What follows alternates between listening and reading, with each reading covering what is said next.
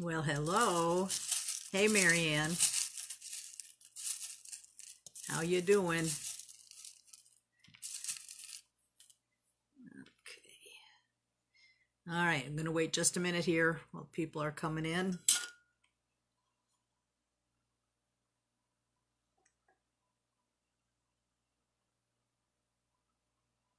Good. Glad you're doing well. Okay. All right. So, today we're going to be doing a chainmail bracelet. It's actually a very simple weave. It's kind of a combination of different weaves. It's this bracelet I have on here. It's a double 2 and 2 with some rosettes. I don't know if you can see that. I'm going to take that off. Hi, Monica. So let's see if you can see it better here.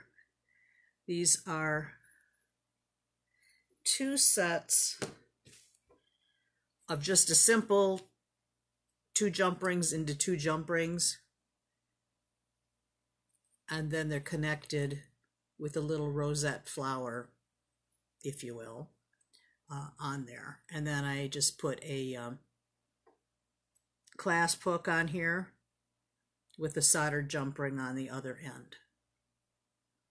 So that's how it goes. So it's not anything complicated as far as, you know, the different weaves of chainmail, and I'll show you that in just a minute. I used, on this one, I used 18 gauge 4mm jump rings on here. And for the rosettes, on this particular one, I had some 8mm, but I really think they're a little bit too big. They're 8mm and 18 gauge. And for the demo, I switched it out, and I'm going to be using 16 gauge 7mm for just the rosette part. But you know, there's leeway. You can use what you have, basically. But I like the way the rosettes form a little bit better with the 16 gauge as opposed to the 18 gauge. Hey, Patty. I hope you're feeling better today. Okay.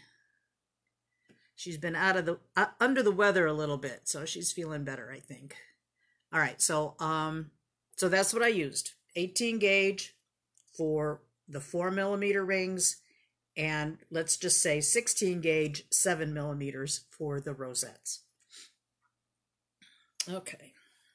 So now I've told you guys before, for those of you who watch me regularly, I have like a little cup of jump rings that are ready to go. They're cut and they're patinaed, and they're just available. I like that better than having a bunch of rings that aren't patinaed. I don't know. This is how I do things.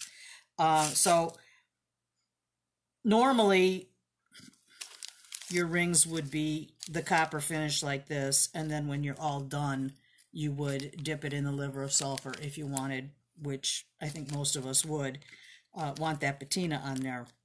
But they start out like this, and then I link them all like a chain, and then I dunk them in the liver of sulfur. Then I clean them with steel wool, and then tumble them, and then I have them available whenever I need them. Okay, so the first part is really boring, but it's necessary. You would put out your jump rings on a bead mat or something like that. Let me see if I can get you closer a little bit. And the boring task of opening jump rings. And you'll be happy once you get past this task, because it just helps you move along faster if you have your jump rings already pre-opened, and I'm just giving them a twist to open them. I don't want to open them too far to distort them. Sometimes when you open them too wide, then it's hard to get them back into the round shape again. So you'll just open a buttload of these, and you know, I think I used about 160 of the 8mm. Of the 4mm 18 gauge, and then the larger rings. These are the 7mm here. For this bracelet, I think I used about 21. That's depending on your wrist size.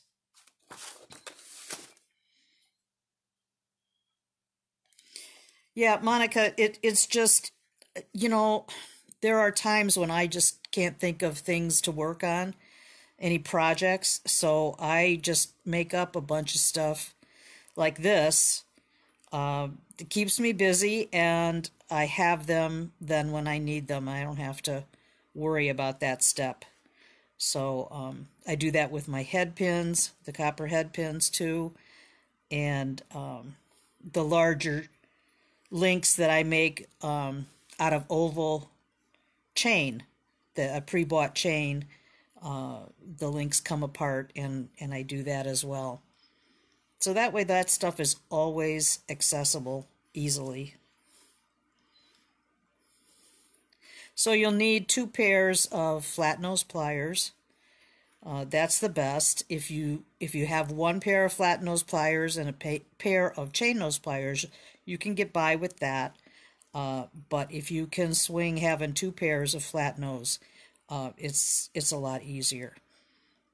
The point on the chainmail, sometimes you slide off of that because the metal is a little more narrow, and it's easier to slide off the tip of that. So the flat nose comes in handy for the chainmail. If you guys have any questions or comments, feel free. This is not a very involved demo, and I've put together a lot of the stuff already because it would be kind of boring to watch me put a whole bracelet together like this, because it's just repetition once you get going. Sometimes there's some rings that are closed really well, and I hate to open those because I'll never get them closed quite like that again.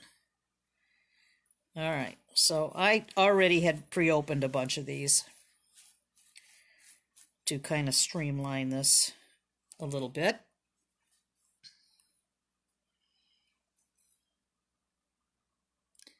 Marianne, the tool to make jump rings, it is a attachment that I put on my flex shaft, on my Fordham flex shaft.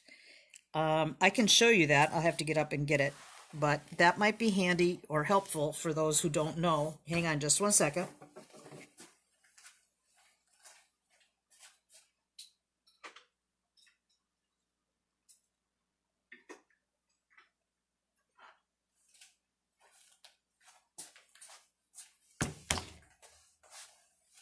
Okay, I'm not going to make any, but I'll show you the stuff. Show you the goods here.